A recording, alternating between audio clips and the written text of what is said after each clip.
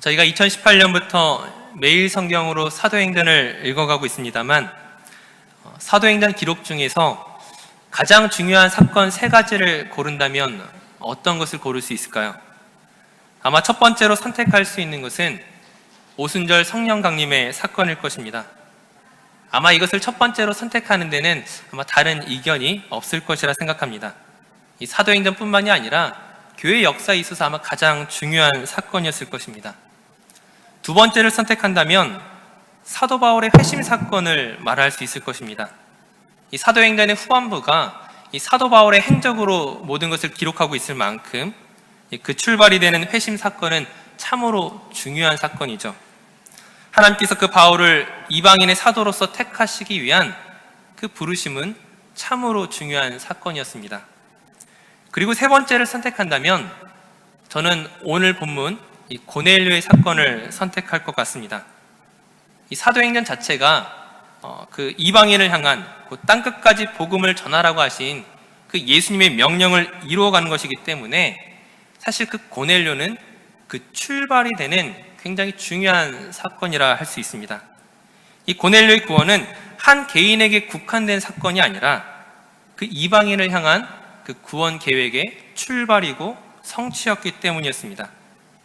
그리고 동시에 그 일에 있어서 부르심을 받았던 사람이 바로 사도 베드로였습니다.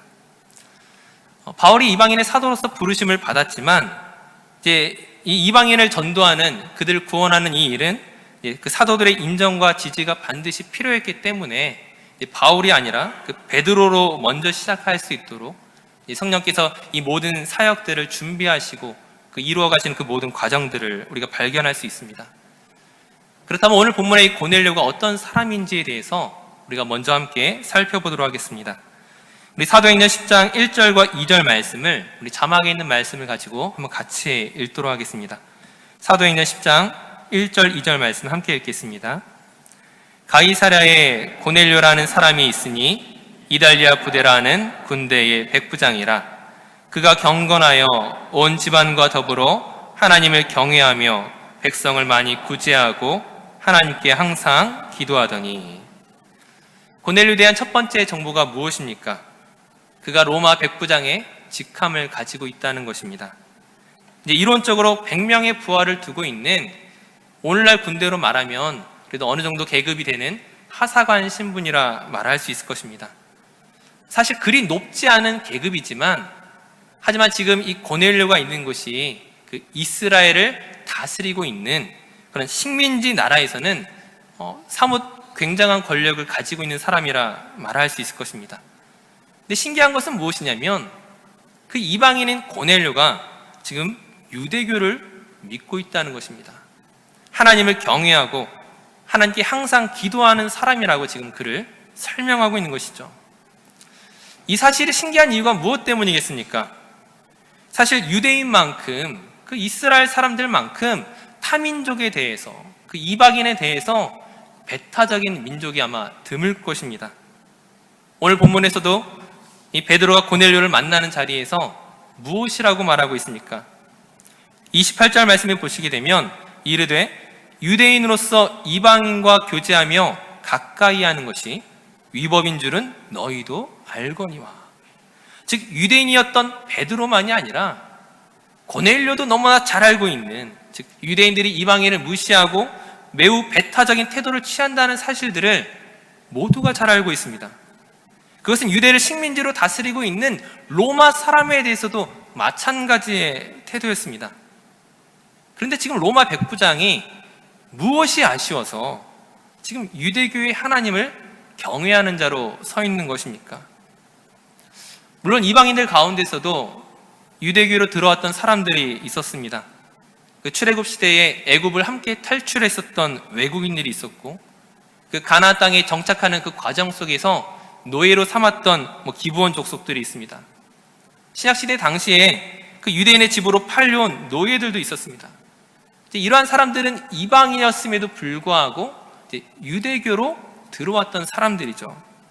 하지만 이처럼 유대교에 들어왔을지라도 막상 외국인들은 그 성전 입구까지만 들어갈 수가 있고 성전 안에는 들어갈 수 없는 그런 제한이 있었습니다.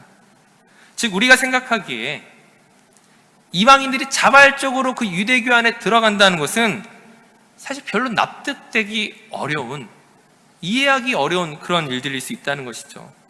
따라서 지금 로마의 백부장이 유대교를 경외하는, 그 유대교의 하나님을 경외하는 자로 서 있다는 것은 참으로 이상한 일이 아닐 수 없을 것입니다.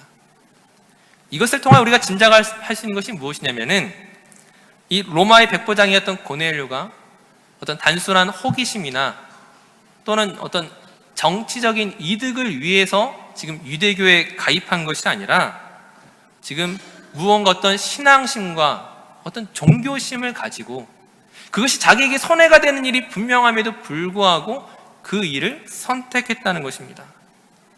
그럼 유대교를 선택하고 그 선택한 자로서의 신앙을 어떻게 발전해 가고 있는지를 우리가 한번 좀 더 자세하게 살펴보도록 하겠습니다. 우리 다시금 사도행전 10장 2절 말씀을 우리 다시 한번 읽어보도록 하겠습니다. 사도행전 10장 2절 말씀을 함께 읽겠습니다. 그가 경건하여 온 집안과 더불어 하나님을 경외하며 백성을 많이 구제하고 하나님께 항상 기도하더니. 지금 성경 고넬료를 어떤 사람이라 평가하고 있습니까? 그를 경건한 사람이라 정의하고 있습니다. 이 경건이란 것이 단순히 엄숙하거나 어떤 조용한 분위기를 만드는 것을 경건이라고 하지 않죠. 그 뒤에 하나님을 경외한다라는 우리가 그 단어에서 알 수 있는 것처럼 하나님을 두려워하고 또 하나님을 사랑함으로 하나님이 원하시는 삶을 살아가기 위해 애쓰는 것, 바로 그것이 경건의 삶일 것입니다. 즉 고넬료가 정말 경건한 사람인지에 대해서는 우리가 그의 삶을 통하여 우리가 점검해 봐야 되는데, 오늘 본문은 고넬료에 대해서 어떤 이야기들을 하고 있습니까? 첫 번째로 백성을 많이 구제하는 사람이라 말하고 있습니다. 구제란 무엇입니까? 그 어려운 처지에 있는 사람들을 돕는 것입니다. 너무나 당연한 일이면서도 사실은 이 구제한다는 것이 얼마나 어려운 것인지 우리 모두가 잘 알고 있을 것입니다. 사실 이 고넬료가 로마의 백부장임에도 불구하고 지금 피정복 국가인 그 이스라엘을 위하여 구제를 한다는 것은 사실 이것은 굉장히 드문 일일 수 있는 것입니다. 어느 시대와 어느 사회를 막론하고 권력에 있는 사람들의 특징이 무엇입니까? 자기의 유익을 위하여서 그 약한 사람의 재물을 탈취하기에 급급한 사람들이 훨씬 많이 있습니다. 즉 로마의 백부장이라는 신분은 그 식민지 이스라엘을 다스리고 있는 그 정치 권력의 중심에 있는 사람이라면은 그 권력을 바탕으로 자기의 유익을 취하는 것이 어떻게 보면 당연하게, 그 당시 사람들이 당연하게 느낄 수 있는 것임에도 불구하고 어떻게 하고 있습니까? 자기의 물질을 써서 어려운 이들을 구제하고 있다는 것이죠.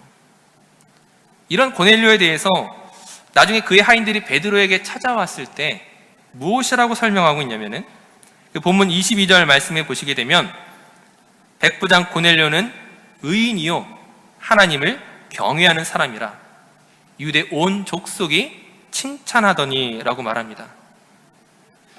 어느 시대를 막론하고 이렇게 아랫사람이 이렇게 주인을 칭찬하는 것, 그 주인이 아랫사람이 이런 칭찬을 받는다는 것은 예나 지금이나 아마 쉬운 일이 아닐 것입니다. 로마 군대의 그 백부장으로 있으면서도 그 이스라엘 사람들에게 선을 행하고 그 유대 사회에서도 칭찬받는 고넬료는 분명히 그의 삶을 통하여 그가 얼마나 하나님을 경외하는 사람인지를 증명해내고 있다는 것이죠. 이어서 고넬료에 대해 어떤 설명을 보고 있습니까? 그가 하나님께 항상 기도하는 사람이었다라고 말하고 있습니다. 10장 3절 말씀에 보시게 되면 제9시쯤에 고넬료가 기도했다는 내용이 등장합니다. 이 제9시는 우리 시간으로 말하면 오후 3시입니다. 그 유대인의 관례대로 하면 9시, 12시, 그리고 3시 이 세 번의 기도 시간이 있는데 지금 9시 기도 시간에 기도하고 있었다는 것은 그가 항상 그 습관을 따라 그 정해진 시간을 따라 항상 기도하는 사람이었다는 것들을 지금 보여주고 있는 것이죠. 그렇다면 이 고넬료가 무엇을 위해 기도했을까요? 그가 매일같이 항상 기도하는 사람이었는데 그의 기도의 내용이 어떤 것이었을 것 같습니까? 어떤 제목을 가지고 하나님께 기도를 했을지 아마 여러 가지로 상상할 수 있겠지만은 제가 생각하건대 아마 저로 하여금 빨리 진급할 수 있게 해주세요. 혹은 돈을 많이 벌게 해주세요. 이런 기도는 하지 않았을 것 같습니다. 왜냐하면 그의 기도 뒤에 이어지는 하나님의 응답으로 보자면 그 하나님의 응답을 통하여 그의 기도가 어떤 것이었는지 우리가 짐작할 수 있다는 것이죠. 아마 제가 생각하기엔 이런 기도였을 것 같습니다. 하나님, 제가 지금 하나님을 믿는다고 하지만 하나님에 대해 모르는 것이 너무나 많이 있습니다. 아무쪼록 나에게 진리를 가르칠 수 있는 사람을 보내주시옵소서. 하나님의 말씀을 밝히 깨달아 알 수 있도록 저를 인도하여 주시옵소서. 아마 이런 기도였을 것 같습니다. 세상적인 욕망을 채우는 기도가 아니라 하나님을 바로 알게 해달라는 그런 이방인의 기도가 고넬료의 기도가 아니었을까 생각합니다. 이렇게 유추할 수 있는 것은 우리가 이제 사도행전 8장에서 나타나는 그 에티오피아 내시의 이 사건들을 통해서도 우리가 한번 짐작해 볼 수가 있습니다. 에티오피아 내시가 빌립을 만났을 때에 그가 빌립에게 이렇게 이야기합니다. 이사야의 그 글을 읽고 있는 가운데 그가 빌립에게 무엇이라고 말하냐면 막상 지도해주는 사람이 없는데 내가 이 말씀을 어떻게 깨달을 수 있겠습니까? 즉 그 마음에 지금 하나님을 알고픈 그 말씀을 온전히 알고픈 그 진리에 대한 갈망이 그에게 있었습니다. 그 갈망에 대한 응답이 무엇이었습니까? 하나님께서 빌립 집사를 에티오피아 내시에게 보냈던 것이었습니다. 마찬가지로 오늘 본문의 사건 속에 지금 하나님께서 천사를 고넬료에게 보낼 수 있었던 것은 고넬료의 그 중심 속에 그의 기도 속에 하나님을 온전히 알고픈 그 구원에 대한 진리에 대한 그 갈망이 그에게 있었을 것이라 생각할 수 있습니다. 하나님의 천사가 고넬료에게 찾아와 무엇을 말합니까? 10장 4절 말씀에 내 기도와 구제가 하나님 앞에 상달되어 기억하신 바가 되었다. 즉 고넬료의 그 경건한 삶에 대한 하나님의 분명한 인정을 볼 수가 있습니다. 사실 죄 많은 인간이 하나님께 이런 평가를 받는다는 것이 얼마나 놀라운 일입니까? 우리가 이 성경을 쭉 뒤져봐도 아마 이런 평가를 받았던 사람은 에녹이나 노아나 이런 욥이라든지 그런 소수의 특별한 사람들만이 이런 하나님의 인정을 받았었던 것을 기억합니다. 그 고넬료의 그 구제와 그 기도가 정말 진심 어린 남에게 보여주기 위한 생색내기가 아니라 쇼가 아니라 중심을 보시는 하나님 앞에 인정받을 수 있을 만큼의 너무나도 경건한 사람이었음을 우리가 확인할 수 있는 것입니다. 하지만 오늘 우리가 말씀을 통해 나누고자 하는 것은 살피고자 하는 것은 우리가 결코 오해하지 말아야 하는 것이 고넬료가 분명히 하나님이 인정하시는 경건한 사람이었지만 그 경건으로 말미암아 고넬료가 구원받은 것은 아니었다는 것입니다. 하나님의 천사가 고넬료에게 찾아왔지만 천사가 고넬료에게 구원을 줄 수 있는 것이 아니기 때문입니다. 구원은 구제와 기도, 경건으로 얻는 것이 아니라 무엇을 통해서만 가능합니까? 오직 예수 그리스도를 믿는 믿음으로만 그 구원을 얻을 수 있기 때문입니다. 우리가 오늘 이 사도행전의 사건에서 중요하게 생각해야 할 것이 바로 이것입니다. 우린 이런 질문을 할 수가 있을 것입니다. 하나님께서 경건한 사람만을 찾으시는가? 고넬료처럼 구제하고 기도하고 그 경건이 그렇게 하나님이 인정하시는 수준이 되어야만 하나님께서 그 사람을 선택하시는가? 하나님 천사를 보내시는 중요한 근거가 될 수 있는가? 구원에 있어서 경건한 삶이 반드시 필요한 것인가? 우리는 이런 질문을 할 수가 있습니다. 하지만 이 질문에 대한 답은 그렇지 않다는 것이죠. 오늘 말씀을 시작하면서 이 사도행전의 기록에서 가장 중요한 사건 중에 하나가 사도 바울의 회심 사건이라고 말씀을 드렸습니다. 하나님께서 사울을 찾아가시고 그를 부르셨던 것이 그가 경건한 사람이었기 때문이었습니까? 그렇지 않다는 것이죠. 오히려 사울은 그리스도인들을 핍박하여 옥에 가두었던 사람이었음에도 불구하고 하나님께서 사울을 직접 찾아가셨습니다. 또 어떤 사람이 있습니까? 오늘 본문의 중요한 인물 중에 하나인 이 베드로는 어떤 사람입니까? 저와 여러분이 너무나 잘 아는 것처럼 그는 예수님을 3번 부인했던 사람이었습니다. 그 예수님이 그 부활하셨다는 소식을 듣고 난 이후에도 여전히 낙심하여 또 다른 제자들을 데리고 고기잡이를 하러 갔었던 사람이었습니다.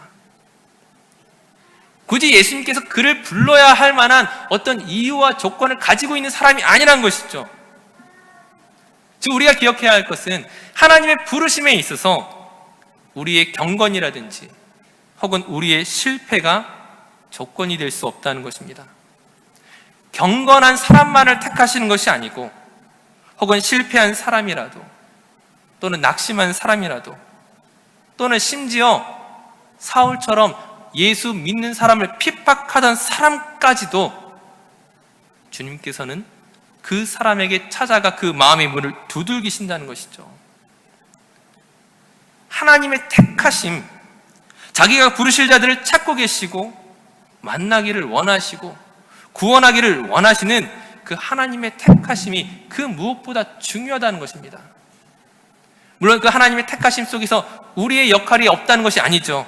그 부르심에 응답할 때에, 그 구원의 초청에 우리가 응답할 때에, 반응할 때에 우리는 그 놀라운 그 구원의 은총을 얻게 될 것입니다.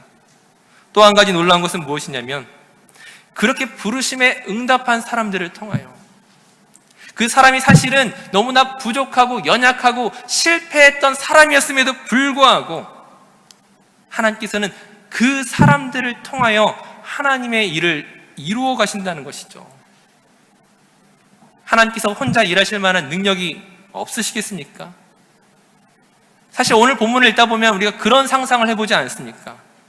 하나님께서 천사를 고넬료에게 보내셨는데 굳이 베드로를 청하지 말고 그냥 그 영광 중에 나타난 천사가 고넬료에게 직접 복음을 전한다면 그보다 확실한 사건이 어디 있겠습니까?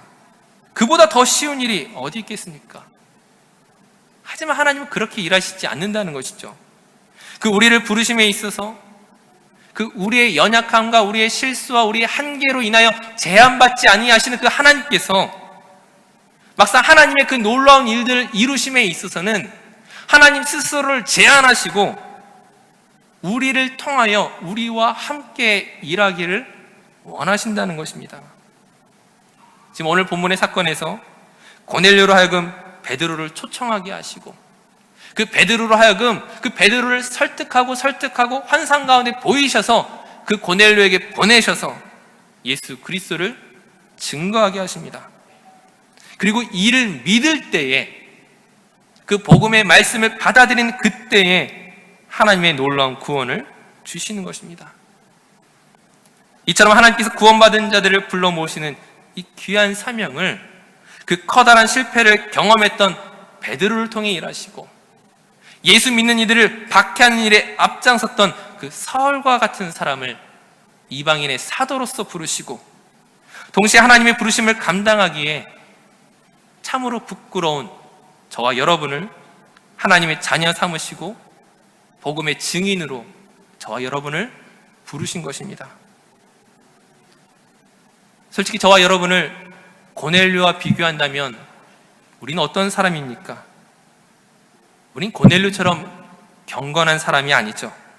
고넬료와 비교한다면 부끄러운 사람입니다. 고넬료뿐이겠습니까? 우리가 이 땅을 살아가고 있을 때에 솔직히 교회 바깥에 있는 사람들 중에서 우리보다 훨씬 더 의롭고 우리보다 깨끗하고 우리보다 잘난 사람 훨씬 더 많이 있습니다. 객관적으로 평가한다면 그들 앞에 서 있는 우리 자신이 부끄러울 때가 얼마나 많이 있습니까? 하지만 하나님의 은혜는 무엇이냐면 그 하나님의 보내심을 받은 그 부활의 증인들, 세상의 기준에서는 참 보잘것없어 보이는 저와 여러분을 통하여서만이 그 복음의 증인들을 통해서만이 그 부활의 증인을 통해서만이 복음이 전달되도록 하셨다는 것입니다. 이 놀라운 일에 저와 여러분이 부르심을 입었다는 것이 이것이 얼마나 큰 은혜입니까? 우리가 남들보다 더 뛰어나서도 아니고 경건해서도 아니고 더 나아서가 아니라 하나님께서 은혜 가운데 우리를 부르시고 우리를 사용하기 원하시는 그 자비하심의 결과가 바로 우리 증인의 사명인 것입니다. 어부 출신 그 베드로와 로마의 백부장을 비교하면 어떻습니까? 베드로가 그 고넬료의 집에 왔을 때 사실 그 고넬료의 반응은 충격적입니다. 본문 25절 말씀을 보시게 되면 마침 베드로가 들어올 때에 고넬료가 맞아 발 앞에 엎드려 절하니, 로마의 백부장이 베드로를 보자마자 엎드려 절합니다. 본문 33절 말씀에 우리는 주께서 당신에게 명하신 모든 것을 듣고자 하여 다 하나님 앞에 있나이다. 마치 하나님을 대언하는 그 모세가 아론에게 있어서는 하나님이 되게 하셨던 것처럼 지금 로마의 경건한 백부장 고넬료에게 지금 식민지 나라의 그 어부에 불과했던 베드로가 마치 하나님 앞에 있는 것처럼 무릎 꿇게 하십니다. 세상의 기준에서는 너무나 보잘것없는 저와 여러분을 그 복음의 전달자로 삼으셔서 귀한 생명이 살아나는 일에 저와 여러분을 사용하고 있는 이 하나님의 은혜를 우리가 어찌 부인하고 외면할 수 있겠습니까? 오늘 말씀의 결론을 맺겠습니다. 하나님께서 그 자녀를 부르시는 일에 그 구원받은 자들을 불러 모시는 이 귀한 사명을 오늘 저와 여러분들에게 맡기셨습니다. 하나님과 동역할 수 있는 그 귀한 사명으로 저와 여러분을 부르신 것입니다. 우리에게 주신 이 사명을 우리가 외면할 수 있겠습니까? 우리에게 주신 이 놀라운 기회를 우리가 어찌 그냥 지나칠 수 있겠습니까? 우리가 사도행전의 말씀을 묵상하고 나눌 때마다 오늘 내가 어떤 자인지, 어떤 사명으로 나에게 부르심이 있는 것인지 다시 한번 기억하시기 바랍니다. 그렇게 쓰임받을 수 있도록 더 기도의 자리로, 말씀의 자리로, 복음의 증인으로 나아가는 저와 모든 성도들 되시기를 간절히 축원합니다. 이제 우리 함께 좀 기도했으면 좋겠습니다. 우리가 복음의 귀한 증인으로서의 사명을 감당해 나갈 때 하나님께서 우리를 높이실 것입니다. 우리가 의롭거나 대단해서가 아니라 그 놀라운 부르심의 그 놀라운 사명으로 우리를 세우시기를 주님께서 원하십니다.